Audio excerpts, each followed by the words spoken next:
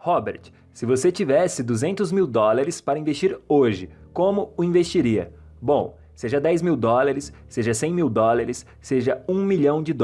O que você deve fazer com o seu dinheiro? O que eu recomendaria para você?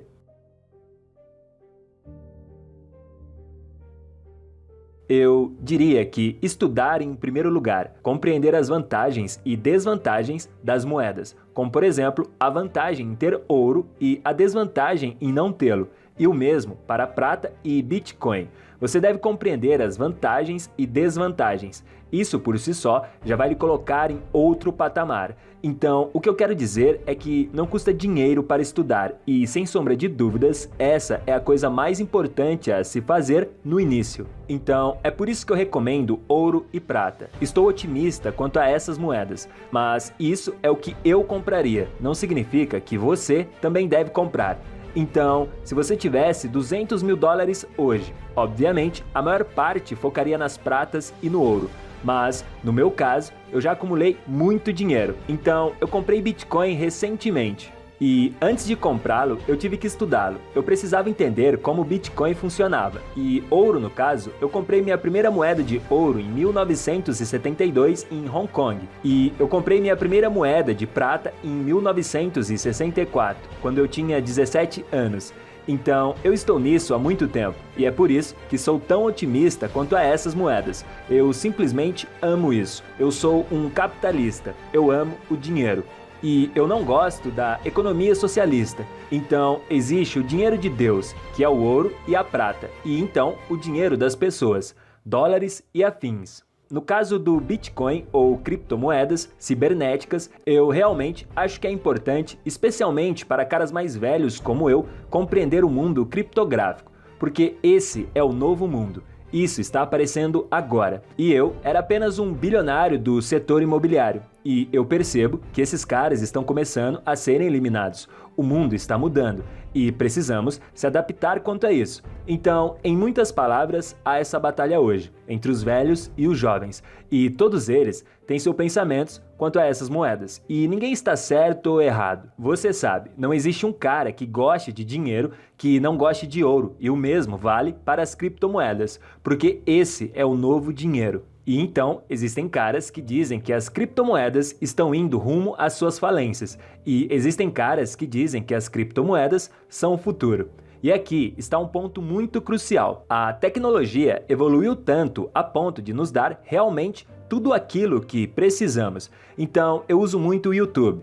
E eu adoro enxergar inúmeros pontos de vista sobre tudo. E esses jovens de hoje em dia, eles são muito inteligentes. E então, eu tenho uma visão muito otimista quanto a essas criptomoedas no geral. Eu realmente acredito que o mundo está mudando e tende a seguir este ponto. E você sabe, os caras mais velhos têm a mente fechada para o mundo dos jovens. Sempre foi assim. E eu me preocupo para não me tornar um cara desse. Fechar a mente é declarar falência interna. As coisas sempre estão se atualizando. E eu procurei dar uma olhada nesse mundo de criptografia. Então, não é nenhum segredo. Se você imprime muito dinheiro, a moeda fica muito grande e isso se torna uma bolha. Também não é segredo que, em um alto nível de endividamento corporativo, o saldo do sistema, tudo isso fica fora do controle. Agora, se isso está acontecendo e eu não quero perder meu tempo com isso, porque não há o que fazer, não temos controle sobre isso, então o que eu faço? Eu procuro dinheiro sólido, o dinheiro real, aquele dinheiro que de fato não vai se desvalorizar em minhas mãos. E então, seja ouro, prata ou Bitcoin, todos eles contêm esses aspectos dos princípios do dinheiro sólido. A grande questão é, o ouro, por exemplo. O ouro conta com um histórico de 5.000 anos. Já o Bitcoin conta com um histórico de apenas 11 anos. Então, é claro que haverá uma hesitação quanto ao Bitcoin. Porém, até onde eu sei, 11 anos para uma inteligência artificial é muita coisa. No ouro não existe essa inteligência. Já no Bitcoin, sim. Então, meu tipo de argumento para as pessoas seria: olhe para a única coisa que lhe dê vantagem. No caso específico do Bitcoin, por exemplo, o mais importante é que há total transparência e verificabilidade do mesmo. Então, você sabe exatamente o quanto existe, o quanto está sendo produzido todos os dias, e isso dá muita clareza para o investidor. E uma hora o Bitcoin não poderá mais ser produzido. Existe um limite. Então, isso dá clareza a qualquer pessoa que sabe o que é dinheiro. Então, eu sinto clareza e confiança para dizer que esta criptomoeda se sairá muito bem após toda essa crise financeira mundial. Mas em nenhum momento eu descarto as opções ouro e prata. E sim, apenas adiciono ao meu leque de dinheiro sólido. Então, é por isso que eu converti uma boa parte do meu capital para Bitcoin. Este foi o meu raciocínio. E agora o sistema está imprimindo trilhões de dólares. O Bitcoin está sendo apertado. Então, os bitcoins estão ficando mais duros e os dólares ficando mais macios. Então, se você pegar a flexibilização quantitativa, isso é literalmente o sistema imprimindo dinheiro e inundando o mercado com mais dólares. E isso cria uma circulação mais fácil da moeda, certo? Agora, o oposto disso seria não fazer isso, não imprimi-lo e jogar no mundo de uma forma tão fácil. E o que não está sendo imprimido e sendo jogado de uma forma fácil no mundo nesse exato momento? Bitcoin. Então, por conta disso, ele se torna uma moeda mais sólida, exclusiva, lei da oferta e demanda. Então, existem 21 milhões de Bitcoins que já foram criados. No início, 50 deles foram distribuídos para o fortalecimento circulante que foi programaticamente cortado pela metade 4 anos depois. Então, depois de 4 anos de 50 Bitcoin a cada 10 minutos, ele foi cortado para 25 a cada 10 minutos. Em seguida, passou por mais 4 anos e depois foi cortado para 12. E depois foi cortado para 12,5 a cada 10 minutos. E apenas no início de maio deste ano, passou de 12,5 para 6,25. Então, antes desse ano, havia 1.800 bitcoins sendo criados por dia. E então, começou a entrar no fortalecimento circulante e agora são apenas 900.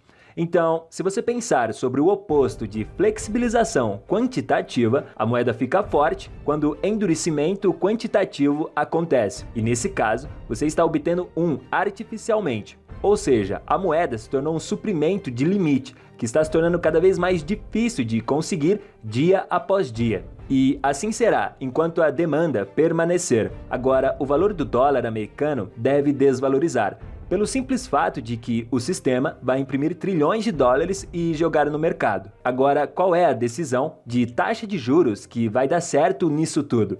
Agora, se pegarmos o Bitcoin, sabemos com 100% de certeza o que vai acontecer na segunda parte, porque ele é programado. Então, ninguém pode pegar esta moeda e simplesmente manipulá-la. E isso em um mundo onde qualquer estação de TV que você ligar, você encontrará inúmeras pessoas discutindo sobre o que o sistema está fazendo e se isso está certo ou errado e blá blá blá.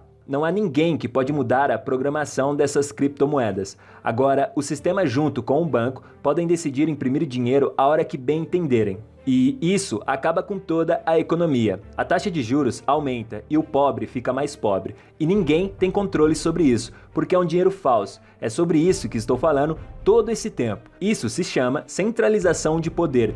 Isso é comunismo. Agora, considerando que o Bitcoin, ouro e prata estão lá, eles não estão controlados por ninguém. Então, uma das razões lá atrás para eu começar a comprar ouro foi porque o sistema poderia bagunçar a moeda falsa.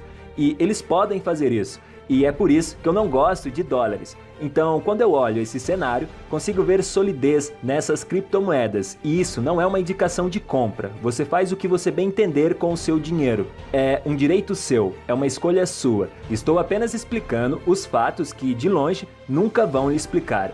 E sabe, eu tenho amigos, muitos amigos, pessoas influentes. E eu tenho um amigo que me disse recentemente que, nesse exato momento, existem pessoas, 10, 12 no máximo, tomando a decisão por no mínimo 330 milhões de pessoas. E esse jogo eu não quero jogar. Eu jogo o meu jogo. Eu não preciso de pessoas tomando decisões por mim.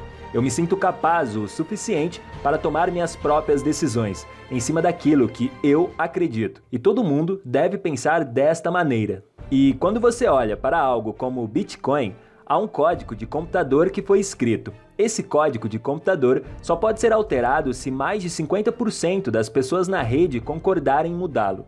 Agora, como você sabe, quando você tem milhões e milhões de pessoas e a moeda foge do controle dessas pessoas, quem vai mandar é quem vai ficar com o dinheiro. Isso é um fato. O dólar é uma moeda soberana. é apoiada por uma nação e cada nação tem sua própria moeda e todos eles estão manipulando esse direito. Estamos vendo tudo isso nesse exato momento. E então, o que eu acho que vai acontecer com o tempo é que toda moeda será digital. O dólar será digital, o euro será digital, o iene será digital. E então, acontecerá esse nível de política monetária. E eu, pessoalmente, acredito que a separação entre Estado e dinheiro se tornará visto como a política monetária superior, como o ouro, por muitas décadas tem sido visto como a reserva superior de valor devido a esses princípios de dinheiro sólidos. E o ponto aqui é que quando isso surgir, quando os Estados Unidos surgirem com o dólar digital, o que acontecerá no mundo? Bom, eu vou continuar não acreditando em nada que venha do governo.